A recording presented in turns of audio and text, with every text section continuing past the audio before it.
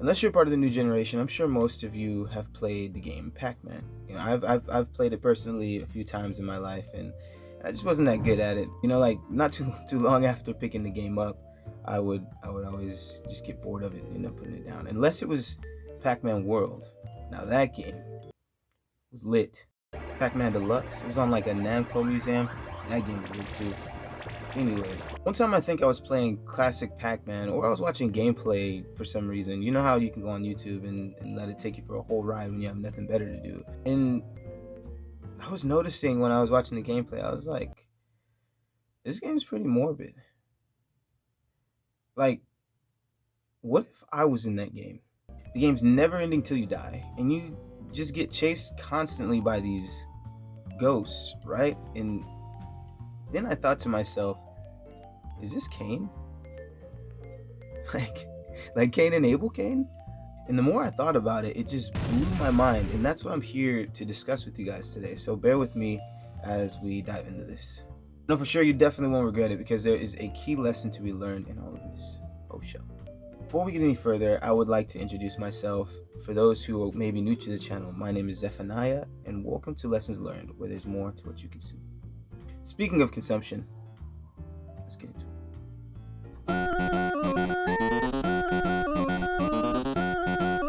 Alright, so to summarize the story of Cain and Abel, Cain was a husbandman and the firstborn of Adam and Eve, and his little brother Abel was a herder of sheep. Now, they both would often offer their produce to the Most High, you know, on occasions through sacrifices, right, to the true creator of the universe. And Abel would offer the best of his flock, while Cain would save the best for himself and give God the remainder. Of course, due to this, God had respect unto Abel's offering more so than Cain's. This, of course, made Cain jealous and hateful toward Abel, his brother, and he would use his evil feelings later on to kill him. And after God found this out, he cursed Cain and made him a fugitive on the earth until his death. And he also told him that the earth would never give him its strength as it once did. Now, this is where it connects to Pac-Man. Upon making these connections in regards to the game and the story of Cain and Abel, I seen that Pac-Man is haunted by these ghosts like a fugitive, just like Cain. And this led me to think, like, what did Pac-Man actually do to get him in this situation? I never do this, but can I get your autograph? Been following you for a long time. Sign right there. Puss in Boots laughs in the face of death. Bounty hunter. Like, the only time he's given relief, really, is when he eats one of these big dots. And when he clears a level, after all that work, he gets a new level full of dots to do the same thing all over again, but this time, the ghosts are quicker. Yeah, it doesn't sound at all appealing, fun, any of that. You see, as mentioned earlier, Cain was made less likely to gain increase from the ground as efficiently as he once did to satiate himself due to the punishment that God placed upon him for murdering his brother. Pac-Man reflects this, as these small dots that he consumes are like mini gains or yields that allow him to scrape by, and the ghosts that chase him represent not only his regret for his past actions, but the battle against poverty and lack. And of course, once he gets one of these big dots, he's able to eat the ghosts. And this reflects the temporary advantage that he has over poverty and lack. Sorry, the guineas are going wild here.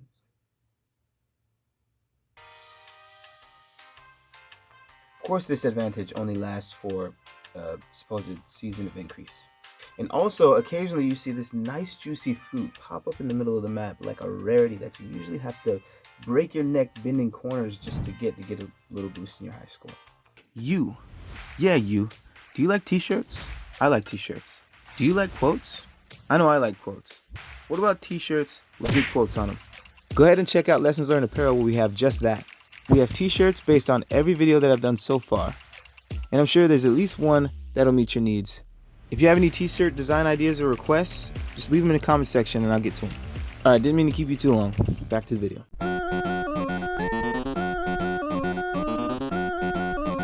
So, the important lesson in all this is what led me to make this video in the first place, and it is that within the law of God, which is the way that man and nature were created to operate, there is eternal peace and freedom and meaning.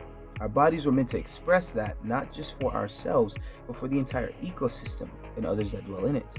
This is how we give thanks to God, as our reasonable service with the unique talents and abilities that He's given us.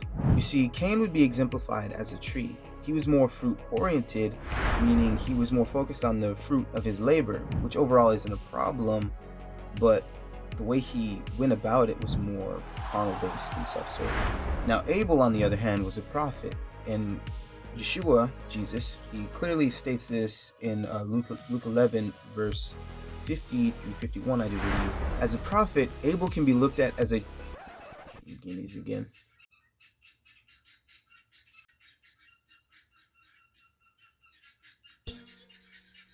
As a prophet, Abel can be looked at as a tree as well, but he's more than just a tree. He's a caretaker of trees as a tree himself. That's essentially what a prophet is: a leader, the head of the household, a shepherd of sheep. This is what God does to us through His Son Yeshua HaMashiach, also known as Jesus Christ, in union with Israel as light. And of course, his title, his position, has a lot to do with networking with others, which is a more spiritual experience. Again, the fruit of Cain's labor wasn't an issue. It was more so the fact that instead of ultimately serving God more so than himself, he served himself more. And Abel, on the other hand, in addition to feeding his flock, he gave the best of his flock to the Most High.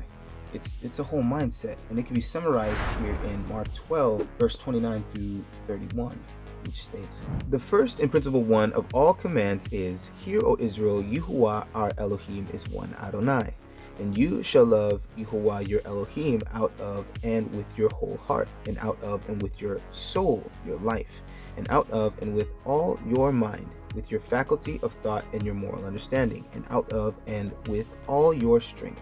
This is the first and principal commandment. The second is like it, and is this, You shall love your neighbor as yourself. There is none other commandment greater than these." Pretty much those like Cain and Mr. Pac-Man here just do and consume to death with no real meaning, no real purpose, and it's all just a race against the clock. Now, the book of Ecclesiastes was written by Solomon to combat this nihilistic, godless approach to life, and I strongly suggest it for those who are new to the truth and or, struggling to find purpose and meaning in life. Moving on, I will say it is kind of grim looking at Pac-Man as Cain and the ghost as Abel, but it's kind of reassuring as well because it shows that true justice is served to the righteous in regards to those who even try to wickedly harm them. I mean, in addition to that, I guess you can say there is a good way you can look at Pac-Man somewhat. Of course, Pac-Man is yellow, and yellow is the color of light. You can say that not only is he light, but what he is consuming is, and you are what you eat. Furthermore, the word is light, and it is written that man doth not live by bread alone, but the word of God, which is true wisdom. So you can say that Pac-Man is consuming precepts, the true word of God. This ensures that he is kept from being consumed by darkness. And when he gets his hands on a good one, Oh no!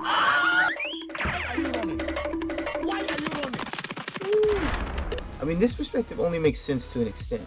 I just don't understand why anybody in their right mind would ever eat anything that's trying to kill them. And in addition to that, it just doesn't have that peace aspect that would make it a positive experience, which is supposed to be what life is. It all just feels like a rush, an anxiety-packed loop. You see, in righteousness there is peace, time is infinite, and it's not about what you run from. It's about what you run towards. This would mean that all dots are big dots, which would also mean that the ghost would constantly be fleeing. Forever. So going back to the view of Pac-Man as Cain, yellow is the color of gold. And Ecclesiasticus 2 verse 5 says, "For gold is tried in the fire, an acceptable man in the furnace of adversity. For the righteous the fire is a sharpener, and only makes gold more pure. But for the unrighteous the fire is all-consuming," which seems to be the experience that Pac-Man is having in this game. Let's go to Genesis 4 real quick. Alright, verse 4 through 7 says, "And Abel brought of the firstborn of his flock and the fat portions, and Yahuwah had respect and regard for Abel and for his offering. But for Cain and his offering he had no respect or regard. So Cain was exceedingly angry and indignant, and he looked sad and depressed. And Yahuwah said, 'Cain, Why are you angry? And why do you look so sad and depressed and dejected? If you do well, will you not be accepted? And if you do not do well, sin crouches at your door. Its desire is for you, but you must master it. You see, after this, Cain should have asked the Most High, what do I need to change in order to do well? Of course, being the true creator of the world and all things in it, he knows the true purpose of all things and created you to fulfill a duty here on this earth during your time here. It can really be as simple as being there for your family, your community, being an innovative inventor, or even a good doctor. All of these things are meaningless without aim, and that's what the Word of God provides, as it was intended since the beginning of time to give order to all things. Without understanding what it takes to be an individual, how would you ever understand what it takes to have a family or a community? How could you ever invent something without understanding the fundamental mechanics, or even be a doctor without understanding the parts of the body and where they're located? Simply taking the time and asking the true creator of all things what it is that you need and what his desire for your life is, alongside seeking the righteous truth that you desire in your life, is something that is so obviously organic, I've noticed. But I've also noticed that it's something that people just don't obviously notice. And it just seems like something that is a subconscious block. This block, subconsciously, was created by all this fast-moving, fast-paced, modern-day societal traffic. Fasting actually clears this blockage and gets you more aligned and connected with the Most High. And there are many types of fasting, and not all of them are food related. Of course, you have a dry fast. That fast is usually lasts for 1 to 3 days. It's no food, no water. And usually in this time, you open up the Word, you search through the scripts, you pray to the Most High, and you ask Him for help in anything that's troubling you in all your trouble areas. It's usually time for a lot of self-reflection. And of course, in addition to dry fasting, you have a water fast as well. But you also could just fast from people, places, and things that just get in the way of your relationship with the Creator and your true purpose in life. All of this will actually allow you to take the time that you need in order to realign yourself, get back on track, and flow like a river in your intended purpose with less distractions. Alright, now, if you want to see more in depth what Cain, also known as Mr. Pac-Man, should have done to overcome his rejection and embrace his true purpose, or if you want to learn that for yourself, check out this video right here, where I break down the movie Incredibles and how it's the perfect movie on the topic. And of course, like, comment, and subscribe, and don't forget to hit that bell notification icon for those of you who want to be notified for future videos to come. Shalom, and until next time. And you can say that not only is he light, but what he is consuming is.